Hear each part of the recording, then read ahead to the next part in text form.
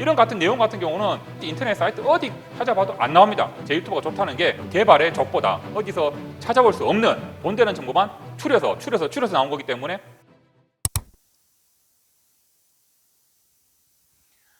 얼마 전에 강릉시의 대형 산불 화재로 인해서 피해자가 굉장히 많이 늘어나고 있습니다. 우리 피해자 여러분, 힘든 경기에 또 산불까지 나서 굉장히 고통받고 있는데 하루빨리 복구되시길 기원합니다. 우리 대한민국 파이팅이고 강릉시민 파이팅입니다. 오늘은 여러분께 또 돈 되는 정보를 설명을 좀 드릴 건데 아마 이 내용을 확실히 아시면 한 500만 원 정도는 벌어가지 않겠나 이렇게 생각이 듭니다.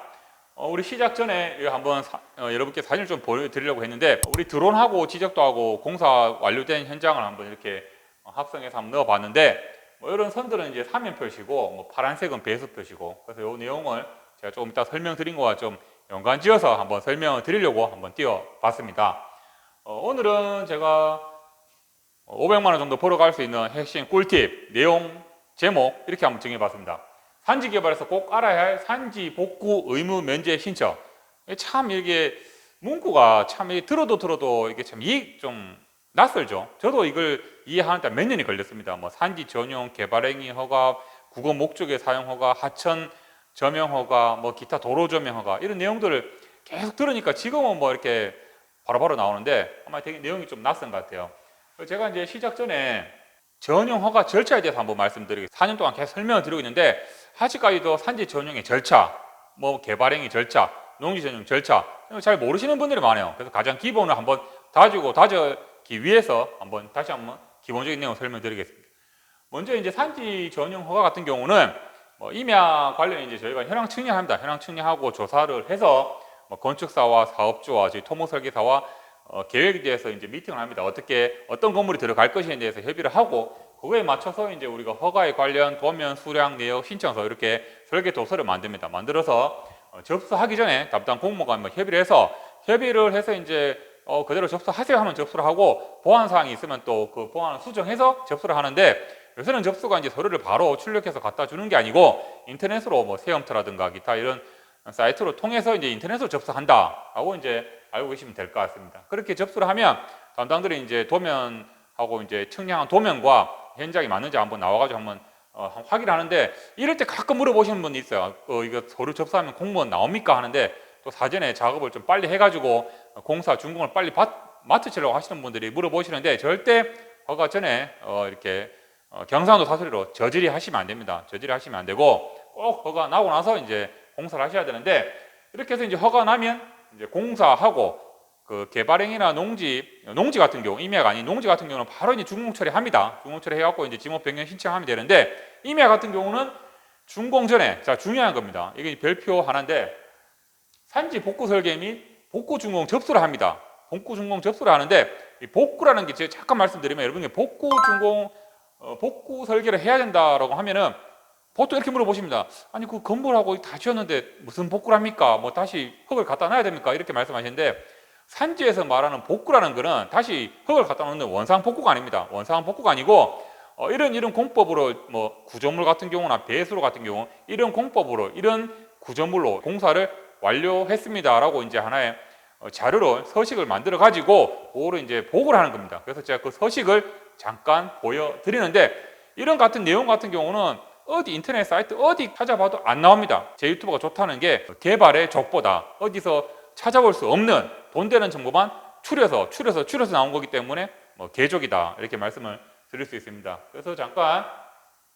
말씀을 드리면 자 이제 이게 복구 면적이라 해서 복구 면적은 말 그대로 개발한 면적입니다. 당초에 허가받은 면적 이제 이렇게 줘서 이름하고 주소하고 이렇게 나오는 그런 부분이고 여기는 이제 그 지역의 위치도 여기는 이제 사진 대지 공사 완료한 사진 들어가는 겁니다. 들어가고 자 설계 적용 기준 단가는 내역서의 단가는 어떻게 정했고 그 다음에 어떤 조건 공사 기간과 연장 조건 재료 공법 이런 걸 KS 사용하여 공급 방법으로 원칙적으로 현장 도착 가격으로 한다 이렇게 설계 적용 기준 나오고 그 다음에 이제 복구 설계 설명서 말 그대로 설명합니다. 여기 공사 이름이 뭐고 위치, 면적, 공사 목적이 뭔가 그리고 공사했을 때 뭐가 들어갔는지 구조물이 뭐가 들어있는지 딱 설명을 해주는 그런 페이지입니다. 그러고 나서 이제 예정 공정표. 자, 이거 발음 조심하셔야 됩니다. 시방서. 정말 조심해야 됩니다. 시방서인데 경북 김천시 땡땡땡 산지 복구. 이 시방서라는 거는 한마디로 공사 그 매뉴얼입니다. 어떻게 공사를 해야 된다라고 이제 기준인데 쭉 보시면은 뭐 이렇게 사토장, 뭐 토공의 토공 마무리, 땅 깎기, 뭐 땅 깎기는 절토죠. 토공, 흙을 어떻게 사용할 것인가, 흙 쌓기는 또 어떻게 해야 되는가, 이런 매뉴얼을 싹 이렇게 나온 게 시방서입니다. 그래서 이런 게 이제 산지 복구 설계입니다.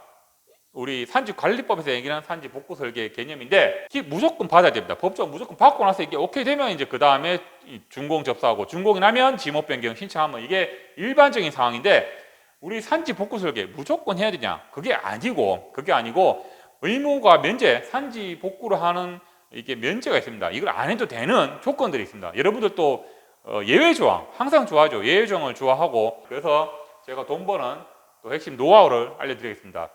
자, 의무 면제 신청.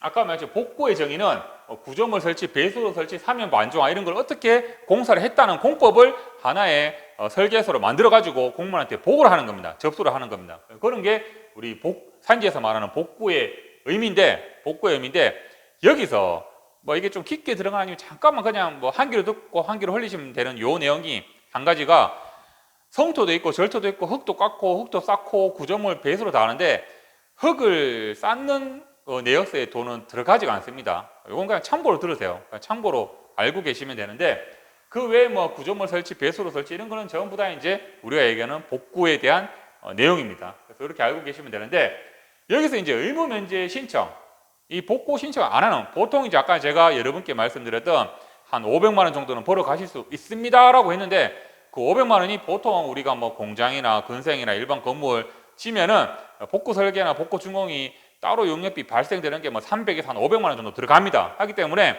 여러분들께서 임야를 개발하실 때 이 비용을 좀 이 의무 면제 신청 대상을 확인을 하셔가지고 이렇게 하시면 그 정도 비용은 세이브가 된다는 걸 말씀을 드리는 차원에서 아까 전에 그 정도 비용을 말씀을 드린 겁니다. 그래서 우리가 이제 결론적으로 이 복구를 하지 않은 의무 면제 신청의 대상이 법제처의 산지관리법 시행령 47조에 보면 나오는데, 그 내용도 막 깁니다. 뭐 여러 가지 뭐 있고 쭉쭉쭉 있는데, 여러분들께서 자주 해당하시는 내용만 또 확실히 함축을 한번 해봤습니다. 자, 복구할 대상이 없거나, 당연히 복구할 대상이 없거나 허가 면적이 660제곱미터 미만이면 한 난이기 3.3하면 한 200평 정도 됩니다. 그 밑에 200평 미만은 우리가 산지 복구 설계를 안 합니다. 그래서 의무 면제 신청서만 내면은 바로 준공 처리가 할 수 있고, 하게 되면 여러분들 한 500만 원 정도는 벌어 가시는 겁니다. 복구할 대상이 없거나, 당연히 근데 복구할 대상이 없는데 이게 아이러니한 게, 어떻게 임야를 개발하는데 뭐 흙을 깎고 뭐 구조물 설치하고 이게 어떻게 있을 수가 있죠 하는데, 우리가 지목만 임야인 경우가 많습니다. 그리고 보통 우리가 토임 하는데 이렇게 약간 경사만 있고, 옛날에 뭐 화전민들이 임야한테 밭을 만들어 가지고 이런 부분 있죠. 지목만 임야인 부분, 이런 부분은 그냥 그 경사 그대로 해가지고 건물 위치만 조금 이렇게 평지 작업, 우리 형님들이 말하는 나라시 작업 좀 해가지고 건물을 지으면 이거는 이제 뭐 절성소라든가 뭐 없기 때문에 여러분들이 또 복구 의무 면제 신청이 가능하다는 요 내용입니다. 이 내용이 이제 제가 압축하고 했는데, 법제처 시행령 아까 전에 47조 가면 내용이 되게 길어요. 그 하루 종일 일주일 내내 읽어봐도 여러분들이 이게 뭐지 모릅니다. 또 공무원한테 전화해도 공무원들은 나름대로 설명하는데 전혀 이해를 못하고 있고, 뭐 그런 부분이라서 제가 간단하게 설명을 드렸습니다. 이런 내용이고, 그래서 제가 이제 법제처 산지관리법에 보시면 복구 의무 면제 신청서라 해서 신청인, 산지 소재지, 면적, 그 다음에 뭐 복구 의무 면제 신청, 아까 660제곱미터 미만이니까 뭐 550이라든가 뭐 300제곱미터 이렇게 나오겠죠. 면적 적고, 의무 면제 사유는 아까 시행령에 몇 항에서 이렇게 된다는 거 써주시고 하면은 여러분들이 복구 설계를 안 받으셔도 되고, 안 받으시면 한 500만 원 벌어 가시는 거예요. 자, 그래서 이제 이렇게 산지 복구 설계나 준공을 안 하면 좋은 점이 뭔가 하면, 준공이 굉장히 빠릅니다. 빠르고 또 용역비도 절감된다는 게 그 장점이라고 말씀을 드릴 수가 있습니다. 그래서 이제 이렇게 핵심 내용만 말씀드렸는데, 참고적으로 이 산지 복구 설계나 복구 준공 같은 경우는 일반 토목 설계 사무실에서는 권한이 없습니다. 그래서 여러분들께 아마도 이렇게 대상이 되면 그거는 땡땡땡 어디 산지 전문 복구업체한테 의뢰를 해야 되기 때문에 그쪽으로 용역비를 좀 주셔야 됩니다 하는데, 저희는 이 산지 복구 설계를 같이 할 수 있도록 저희 또 용역 기술자도 같이 있는데, 전국에 이제 이 산림 기술사 분들이 정말 희귀합니다. 뭐 많이 안 계세요. 제가 알기로는 50명 내외인데 뭐 거의 뭐 시도에 뭐 한 세네 분 정도 뭐 그렇게 계시는 걸로 알고 있습니다. 근데 저희는 또 산림 기술사와 같이 또 업무를 하고 있기 때문에 여러분들께서 언제든지 궁금한 거 있으면 한번 물어보시면 됩니다. 그래서 이런 거는 산지 복구 전문 기관에서 해야 된다. 일반 토목 설계 사무실에서는 못한다라는 게 한 가지 알고 가시면 될 것 같습니다. 그래서 오늘 중요한 내용 빠르게 한번 설명드렸고, 또 한 가지 설명드릴 부분은 저희가 이제 네이버 블로그에 어떤 토목 설계 사무소를 치면 이렇게 이게 이제 메인 화면입니다. 메인 화면인데 유튜브를 보셔서 이해를 하시는 분도 있지만 또 글로써 이해하시는 분도 많아요. 하기 때문에 저희가 이제 이 유튜브 내용을 예전부터 올라온 내용을 중에서 기본적인 내용부터 차근차근 차례대로 지금 블로그에 글을 지금 작성을 하고 있습니다. 매주 한 편에서 한 개에서 두 개 정도 이제 글이 업로드 되는데, 저희 어떤 토목 설계 사무소 블로그에 한번 들어가시면 내용이 아주 세세하게 써놨습니다. 세세하게 써놨기 때문에 블로그도 한번 참조하시길 바랍니다. 그래서 오늘도 좀 좋은 내용 설명을 드렸습니다. 그 바람이 굉장히 많이 불고 날씨가 굉장히 건조한데 산행 가실 때는 인화물질 꼭 놔두시고 다니시길 바랍니다. 다음 한 주도 건강한 주 보내시길 바랍니다. 고맙습니다.